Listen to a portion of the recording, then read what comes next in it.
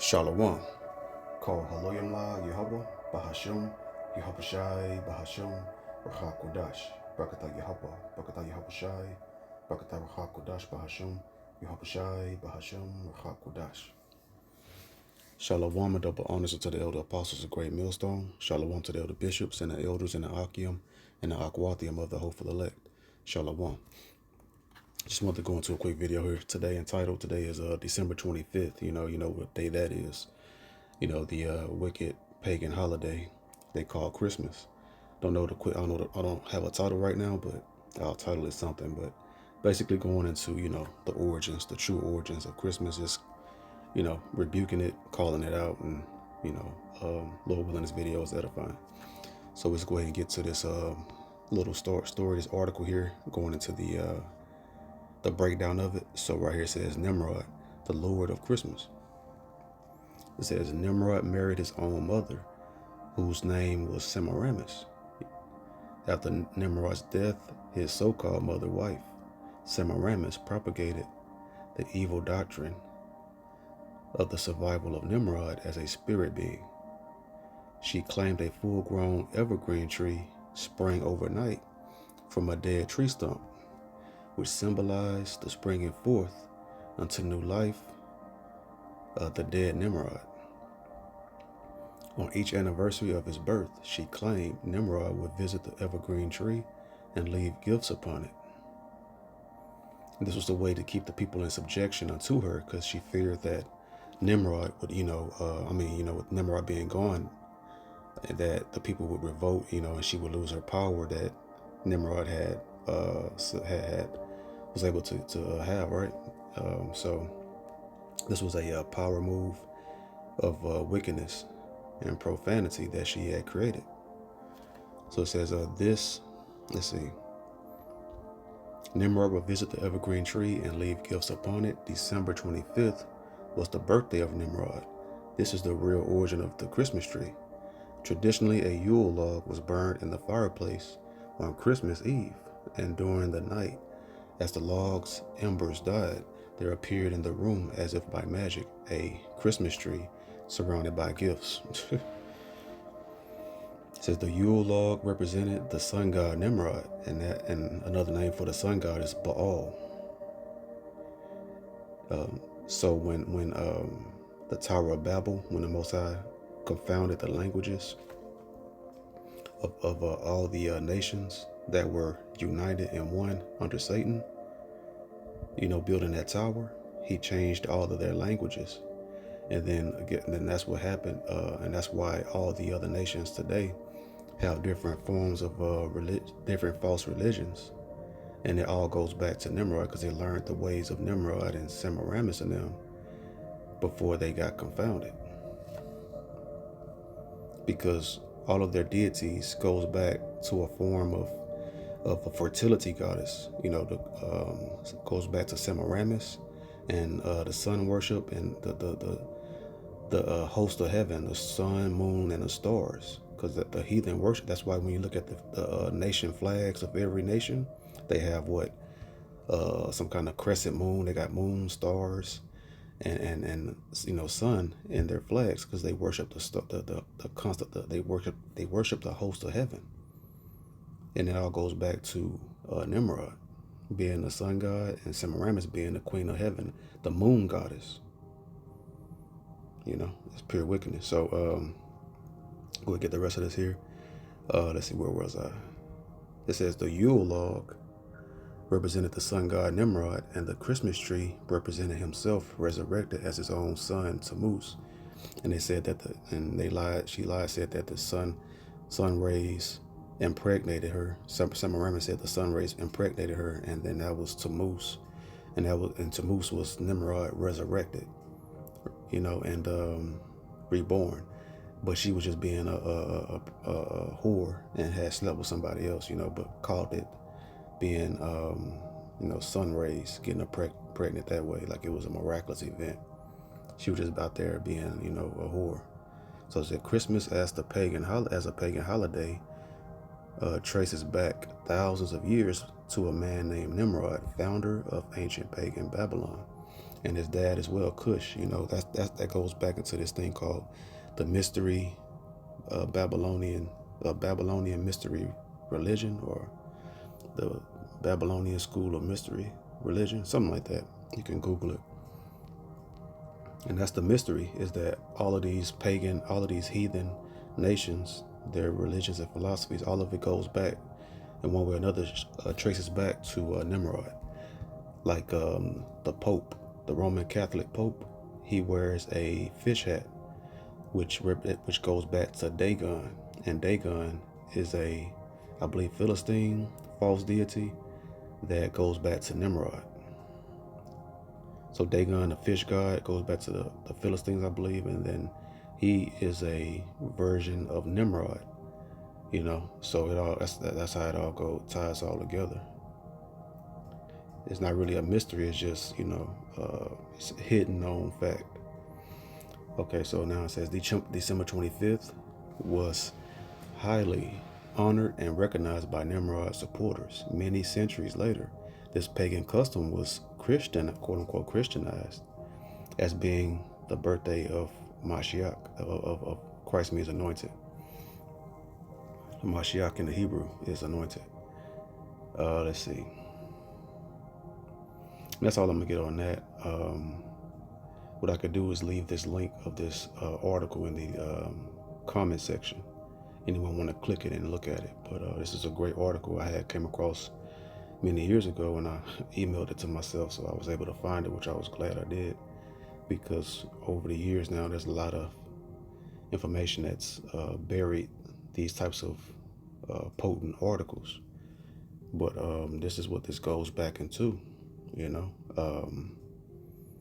Goes back to Nimrod worship, because the Messiah birthday was not in winter, and Israelite custom, we don't celebrate birthdays. That's a pagan, wicked, vain day,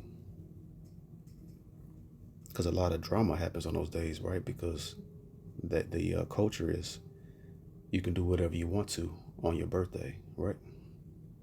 Like the song says, it's my party, I can cry if I want to. So people become complete monsters and demons on those days. It's all vanity and self-worship, self-idolizing. Okay, so we'll go ahead and grab some precepts. So the book of Proverbs, chapter 3 and verse 31. Envy thou not the oppressor, and choose none of his ways. You see, we don't choose any of the heathen's ways. The Most High told us to not envy the oppressor, because they oppress us. We're always following the ways of the heathen, the 2/3, And when we were lost in the valley of dry bones, spiritually dead, we was doing these things as well. But now we have become a new man and killing that old man. We're a new creature killing that old creature. That was pagan, right? That was pagan, another word for heathen. So we don't envy them, because when our people envy them, they want to do all of the ways of the heathen. Jeremiah 10 and verse 22. Behold the noise, behold the noise of the brute. Is that the right one? Oh no, John. Okay, I'm tripping. Let me see. Wait a minute. Yeah, Jeremiah. Okay, I'm getting it all mixed up. Jeremiah 10 and verse 1. Hear ye the word which the Lord Yahweh, in the name of Yahushai, speaketh unto you, O house of Israel. See, the Most High is only always speaking to the Israelites, because he made us holy, separate from all the other nations. Thus saith the Lord Yahweh, learn not the way of the heathen, and be not dismayed at the signs of heaven, for the heathen are dismayed at them. You see, that's why they had, like I was saying earlier, on every nation's flags, right? At least a great majority of them, they have sun, moon, and stars on their flags. We know America got 50 stars, right? Somebody represents the 50 states, but it's a duality in that, because it's going to worshiping the signs in the heavens, and the signs in the heavens, the constellations, the stars, right, and the sun and the moon. The heathen, most I say, learn not the way of the heathen, because that's what they do. One shape or fashion, one way or another, they're celebrating the creation and not the creator. you know. And be not dismayed at the signs of heaven. And we know what the signs of heaven and the host of heaven is, right? For the heathen are dismayed at them. Verse 3, for the customs of the people are vain. For one cutteth a tree out of the forest, the work of the hands of the workmen with the axe. So everything is vanity, you know, because they do all of this. They get that Christmas tree, that pine tree, right? And they even go, a lot of people use the plastic ones, the plastic pre-made trees, but then they'll go, people also go, you know, want to get the full experience, right? And go and track down a tree, place selling those Christmas trees, cut it down. Well, back in the old days, they would go out, you know, it was more hardcore back in the day, you know, they'll go out, cut their own tree down and fix it up. But nowadays, you know, everything, these people are so spoiled. They go to a store, they can have it cut there, or, you know, just pick their size that they pick the one they want. And then they have a little machine that shake it up a bit to, you know, shake out the bugs or whatever. And then they load it up and go. And they deck it at home. It says, let's see. Verse 4, they deck it with silver and gold. And they fasten it with nails and with hammers. And, you know, that's one of the ways that they solidify, right? A little base for it to stand up. And hammers that it move not. You see, so that's that Christmas tree right there. And that was they were doing that in celebration of Nimrod's birthday, not the Messiah. He wasn't born in the dead of winter. He was born in the springtime, when all things are made new, right? In the warmth of that, because it was far too cold. Those east winters are far too cold. He wouldn't have survived, you know, down that trek, escaping Herod, right? His parents. Herod, you know, his parents was escaping Herod, trying to do evil to Yahushua as a baby. So now let's see. Verse 5, they are upright as the palm tree, but speak not. They must needs be born, meaning the needs of that tree is created by man. It needs to have, the tree doesn't live itself. So people come up with narratives and the custom of that tree, because they cannot go. Be not afraid of them, for they cannot do evil, neither also is it in them to do good. So these heathen, you know, it's nothing, only evil and wickedness is in their mind to put forth. So that's Christmas right there in Jeremiah 10, verses 1 through 5. That's the true origins right there, not the Messiah's birthday. And they've added a couple of other wrinkles to this pagan folly day as well. Let's see, we'll go to John chapter 10 and verse 22. And it was at Jerusalem, the feast of dedication, the feast of the dedication, and it was winter. You see? So this is two parts right here. The feast of dedication, and it was winter, let you know what time of year it was. In verse 23, and Yahushua walked in the temple in Solomon's porch. You see, Yahushua was there to celebrate and, you know, to hold the high holy day of the Feast of Dedication. And what is the Feast of Dedication? Boom. Dedication, consecration. In particular, the annual feast celebrated 8 days, beginning in the 25th of Chislev, middle of our December. See, December 25th. That's the Feast of Dedication. It's around, it was 8 days. It's instituted by Judas Maccabeus. Now that was a strong, mighty warrior that was very feared by the Greeks, you know, and other heathen because of what he accomplished. He was a very strong warrior leader.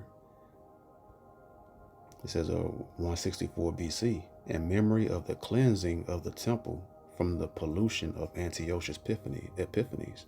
And that was a Greek devil. Antiochus was a very, very wicked root of Edomite, a very special wicked man, and amongst the Edomites, the so-called Greeks, so-called Romans, you know, the so-called white race today, because he defiled the temple and everything. He was a very profane, blasphemous person, that Antiochus.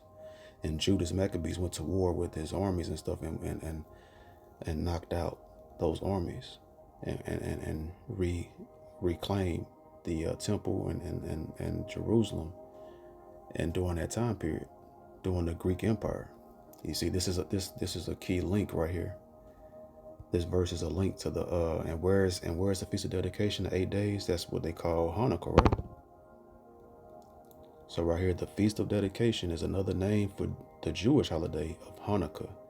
You see, so that shows you right there that the and where's Hanukkah at? Is in the so-called Apocrypha that they took out. So why? So it's not so. Yeah. So the Messiah was celebrating a fake holiday in a fake book because people want to try to discredit the Apocrypha, but the Messiah directly acknowledged and held that day, and that was a major. That was the second highest holy day, I believe. It's the second highest holy day, holy feast, that we celebrated and we held, because the number one high holy day was the Passover, and the second one, I believe, is the Feast of Dedication, right here, aka Hanukkah, that they call it, right?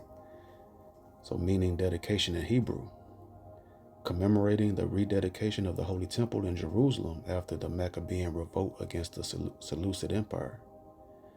You see, it says highlighted by a miracle where oil for the menorah burnt for 8 days instead of 1. Wow. Leading to it, so it literally burnt. The oil didn't go out for 8 days straight, is what it sounded like. Leading to its other name, the Festival of Lights, celebrated by lighting lamps, eating oily foods like lax, playing dreidel, and focusing on rededication to Yahweh in the name of Yahweh Shai. See, so that's what Yahweh Shai celebrated. See, this goes back, and the only place you can find Hanukkah, what they call Hanukkah, aka the Feast of Dedication, is in the Apocrypha. So that's a key. That's the main key right there that shows you that the Apocrypha is real, because the account of the Greeks coming in and defiling the temple is in the book of First Maccabees in the Apocrypha. You see? So boom. So Yahushua, he kept the Feast of Dedication around December 25th. He did not celebrate no filthy Christmas Day. When he was celebrating when he was holding the Feast of Dedication and acknowledging that, the Romans were over there celebrating in revelry and fornicating, celebrating Nimrod's false holiday, false wicked feast day. All right, so Luke chapter 2 and verse 1. Excuse me.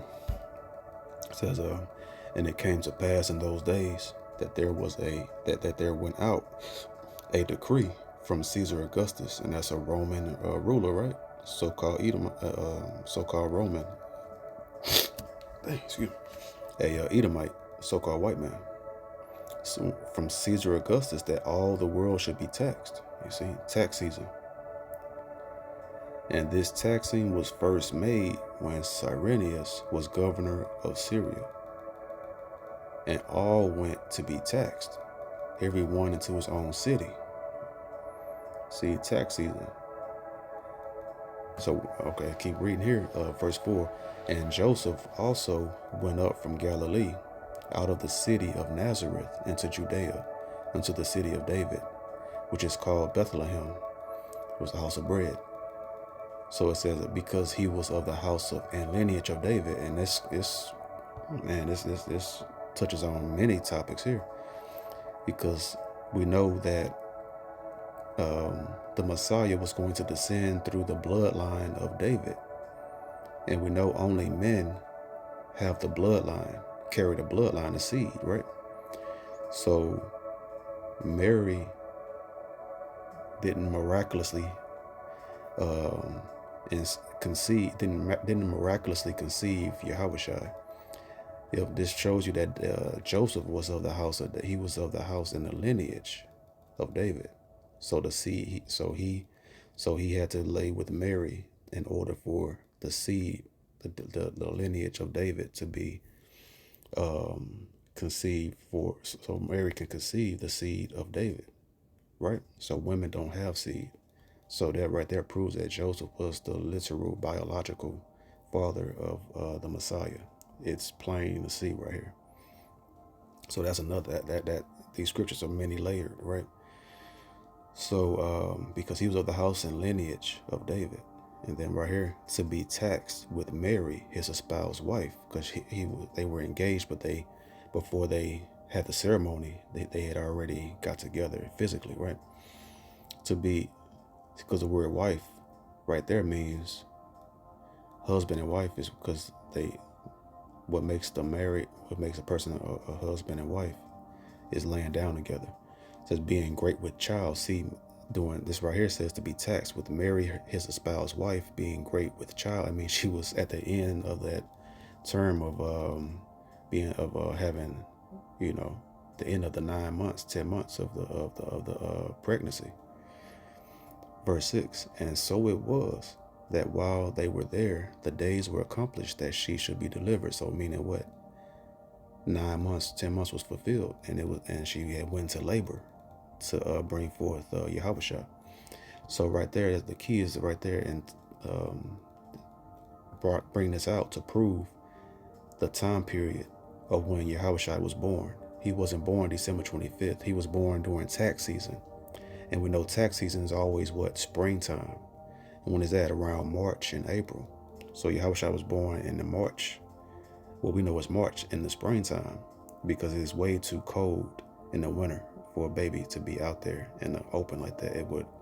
The baby would, get sick and die, or die from the extreme cold winters of the East. So let's see. You see, right here, Roman tax season wasn't a single annual event like today. Instead, various taxes were due at different times, but the Ides of March 15, became a key date for settling debts, including some governmental ones, making it the closest thing to a universal tax deadline.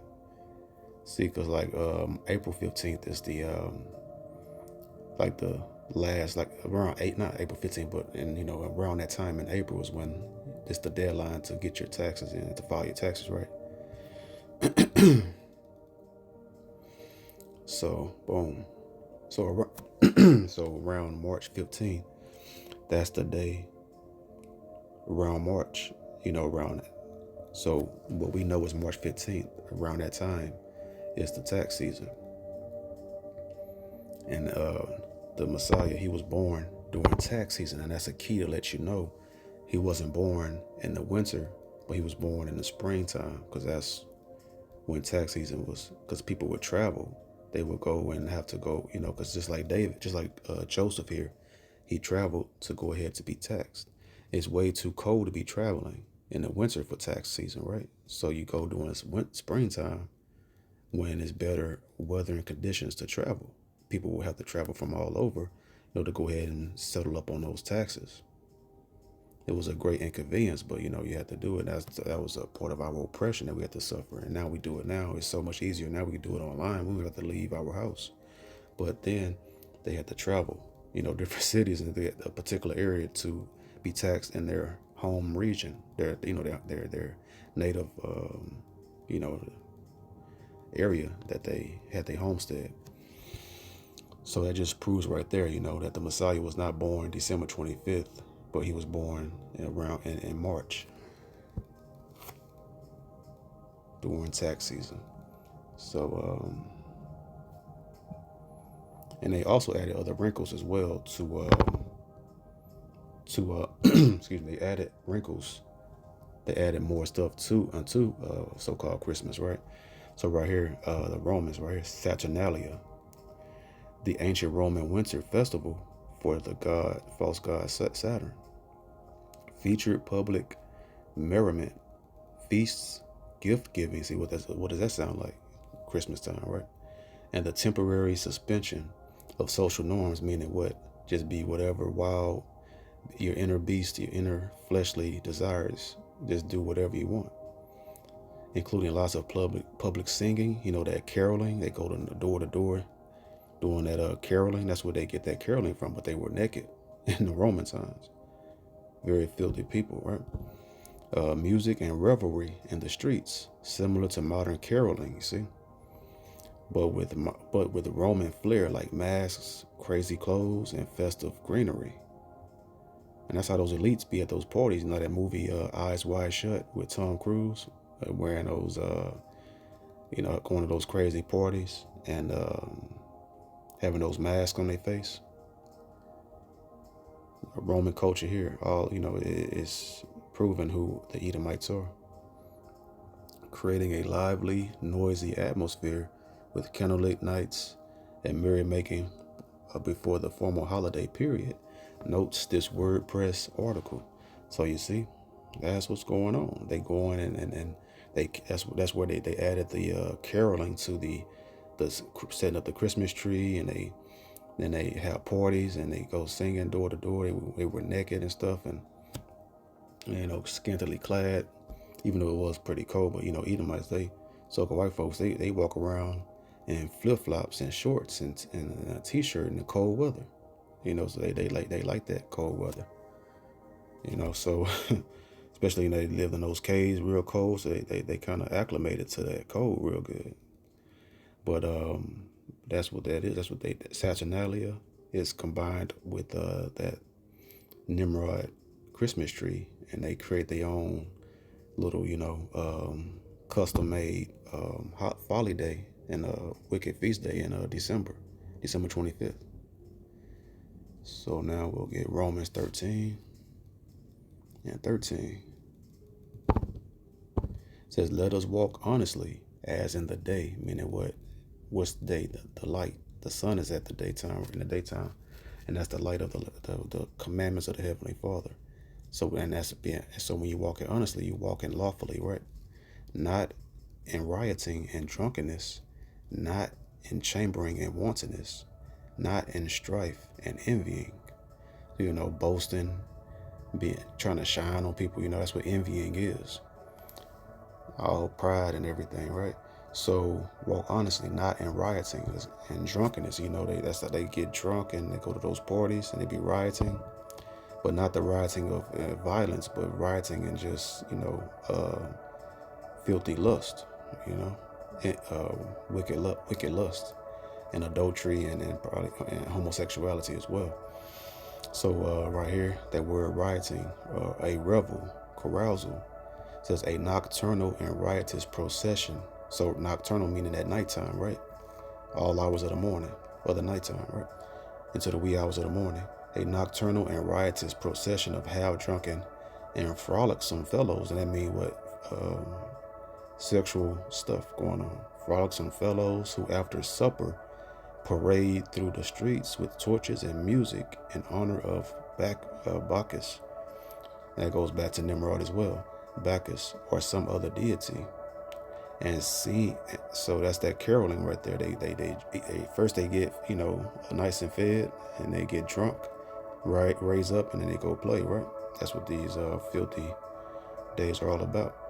And sing and play before houses of male and female friends. You see, before their houses. What is that? Caroling. So that's what that's going on. So that's how they do it every year. Hence, use generally of feasts and drinking parties that are protracted till late at night and indulge in revelry. So, that's the annual, Christmas time. They do that. And they also have like Mardi Gras goes into that as well. They just have, that's their culture, And when you see them today, that lets you know who the Romans was and go back further. They're Edomites, the so-called white race. So, we don't celebrate these days. The Messiah didn't celebrate Christmas, and we don't either. That are of the hopeful elect, that are sincere and genuine, house of David. So hope this video was edifying. The water to the Hakwadash Bashim Yahushai for another video. And also, if you celebrate this, the Most High, and you know this information, then the Most High is going to bring judgment upon you if you don't repent. So repent from celebrating these evil, wicked, filthy feast days of Satan. So with that being said, hope the video was edifying. Till next video, I say, Shalom.